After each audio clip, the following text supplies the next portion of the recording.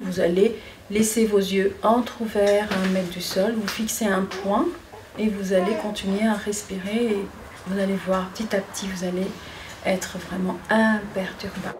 Le yoga, une passion pour Raymonda, sage-femme. Elle l'exerce dans le cadre de la préparation à l'accouchement.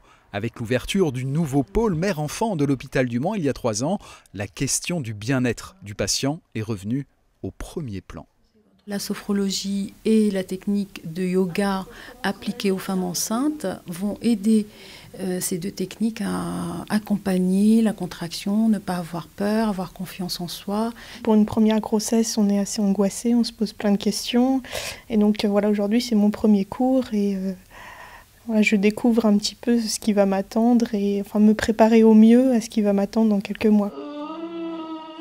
Et justement, le jour de l'accouchement, certaines mamans ne parviennent plus à gérer leur douleur. Et c'est là qu'intervient Gisèle. Cette infirmière anesthésiste pratique l'hypnose conversationnelle. Elle ne va plus lâcher sa patiente jusqu'à la pose de la péridurale.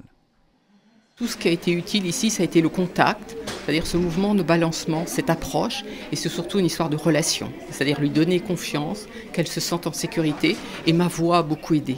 Je ne sais pas si c'est par rapport à sa voix ou pas, mais que c'est elle qui comprenait peut-être le plus mes douleurs.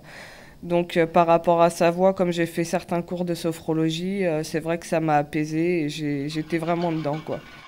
Apaiser, c'est aussi l'objectif des ateliers de massage pour nourrissons. Auxiliaire de puériculture, Patricia invite les parents à vivre un moment privilégié avec leur nouveau-né. On relâche les épaules, les bras, les mains. Et on prend contact avec son bébé.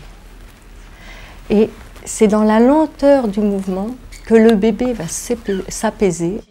On se détend. D'accord. C'est dans la... Voilà. Et on repart avec l'autre main. Voilà. Il n'y a aucun risque à masser le bébé.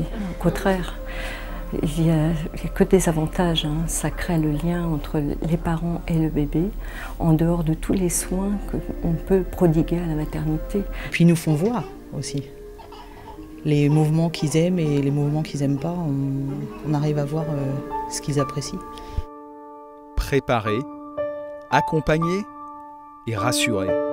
Avec 3800 naissances par an en moyenne, le pôle mère-enfant n'a pas encore les moyens d'offrir à toutes les mamans l'ensemble de ces services, mais l'intention est bien là, affirmer que le bien-être pose les conditions d'une hospitalisation plus efficace.